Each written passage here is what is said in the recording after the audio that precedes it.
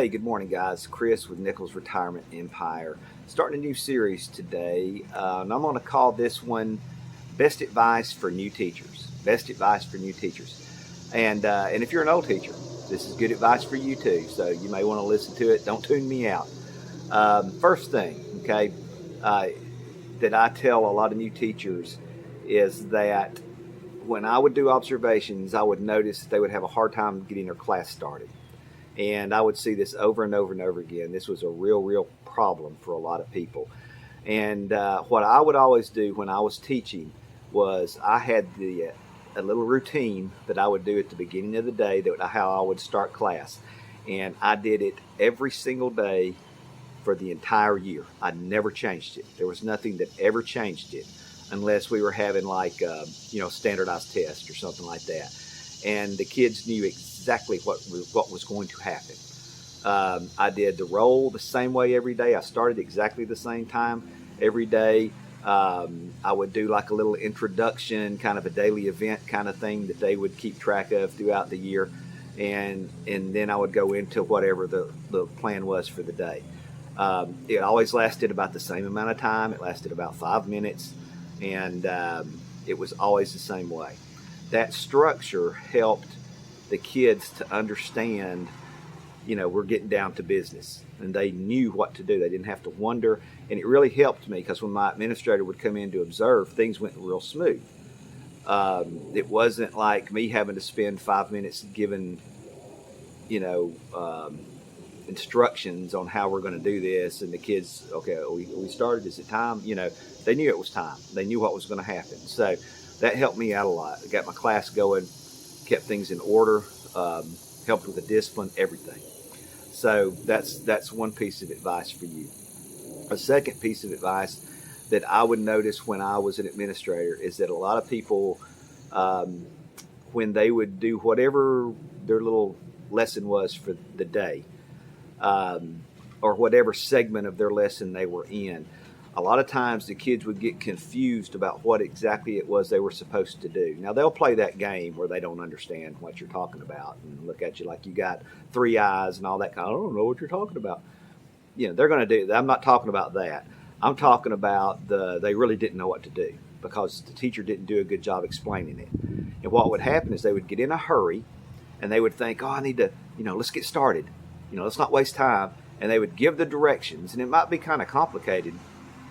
And then they would start, and the kids are like looking at they would. I knew it whenever it happened because they would all start looking at each other like, "Do you know what to do? I don't know what." You've all seen that look, like they don't know what to do. And so, what I began to notice was they were not doing a good job. The teachers were not doing a good job telling the kids what it was they wanted them to do. And you need to slow down and make sure before you give your directions that it is given in a way that makes sense and that a kid is going to understand. Okay? Not a person that's been teaching 15 years, whether they're going to, but whether the kid is going to understand it. And make sure that you repeat it. And you may think, oh my Lord, I've given these directions 5 times. Give them 5 times. And if a kid asks you a question, give all the directions again. Just keep giving the directions. Well, even once they get started, keep giving them, throwing them out there. You can't give the directions too much. Make sure they know what they're doing, because that caused more issues, more discipline problems, more. The class would get totally off the rails because the teacher was in a hurry and didn't take the time to make sure everybody knew exactly what to do. So make sure you give good directions.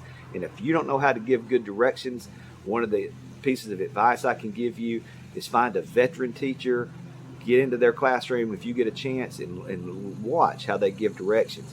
And you might find that they hardly give any directions, and there's a reason why they don't, because they keep doing the same stuff over and over again. And that's my third one. My third one is have about 8 to 10 little tricks in your bag on how you do your lessons. Like, for example, 70% of the stuff I did was lecture, but it was different kinds of lecture. It was a 20-minute lecture and then a quiz.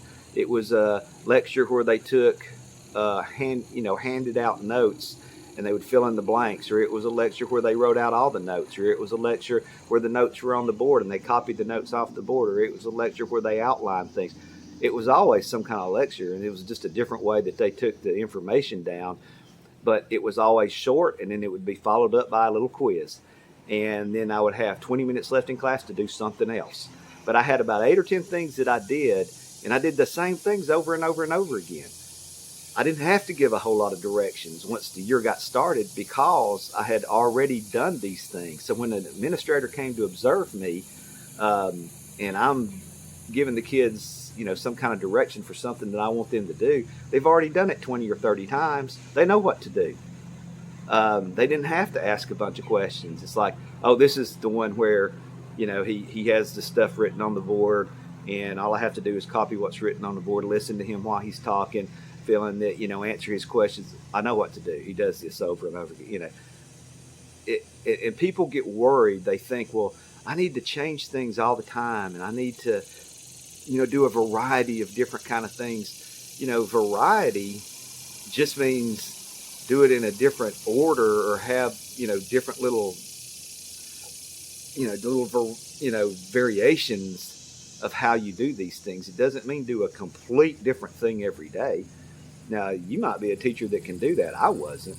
I didn't have the patience or the time to sit down and figure out all these new things to do and take 15 minutes explaining to everybody how to do something that takes 20 minutes to do. I wasn't going to do that. I was going to be efficient. I was going to keep it simple, and I was going to do the same things. So when I got observed, it went smoothly. Transitions went smoothly from one thing to another. The kids weren't confused. The kids weren't looking at each other going, do you know what he's talking about? What are we doing? And whatever you do, if you know you're getting observed, and most of the time when you get observed, you know you're going to get observed, especially if it's a real, observation. Don't try something that you've never done before and do an observation. I can't tell you how many times I would go into a classroom, I'm doing the observation, I'm looking at all the things I'm supposed to be looking for as an administrator, and it was just a complete and total disaster. And the teacher would tell me, or the kids would be going, what are we doing? That's when I knew it was something they had never done before. And the teacher would tell me, we've never tried that. I thought I would try that today. And I'm like, you were getting observed. This was a 50-minute observation, and you did something you've never even tried before, And I'm all for adventure and all that, but I mean, you need to keep your job. And you need to teach these kids, it's not for you to try all the new teaching methods out there. And a lot of people, they just think they want to try different stuff. And they think the kids are more excited if it's something, or they heard another teacher talking about something that they did in their class and they thought it was really cool. And, and they're teachers. They like new things. They like innovative kind of things, and they want to try it, and there's a time and a place. You can try that stuff. But I'm telling you, once you get, and don't go over 8 or 10 of them. Once you get about 8 or 10 tricks up your sleeves, use them. Don't go out there, because it's not worth doing something new just for the sake of doing something new and then finding out it doesn't work. That was time that those kids should have been learning that you lost. Okay, so that's some good advice right there. Those 3 things. Do your introduction and get class started the exact same time or exact same way every day. Get 8 to 10 things that you're good at and be consistent with those things. Kids like consistency and structure, and that will take you a long way. Now, if you're new, you're probably thinking, I have no earthly idea what to. If you try something and it works really well, do it. Do it over. Don't stop doing it. Okay.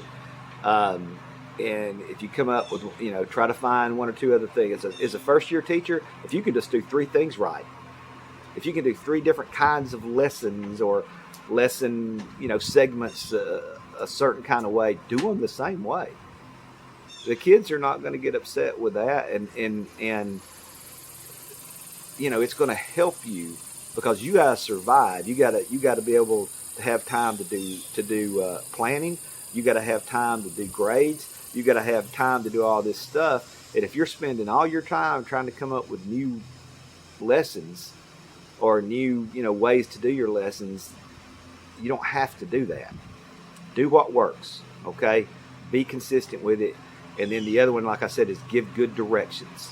Learn how to give good directions with anything that you do so that the kids don't look totally lost. There's nothing worse than, you spending 5 minutes trying to describe how to do everything, and then you stop and you try to get things started, and you're going to hand out the paper, and you're going to, okay, now we're all in groups, and then it's like, okay, y'all got 5 minutes, and you hit the little timer and you say go, and they're all just sitting there, and none of them are doing there's nothing worse than that as a teacher.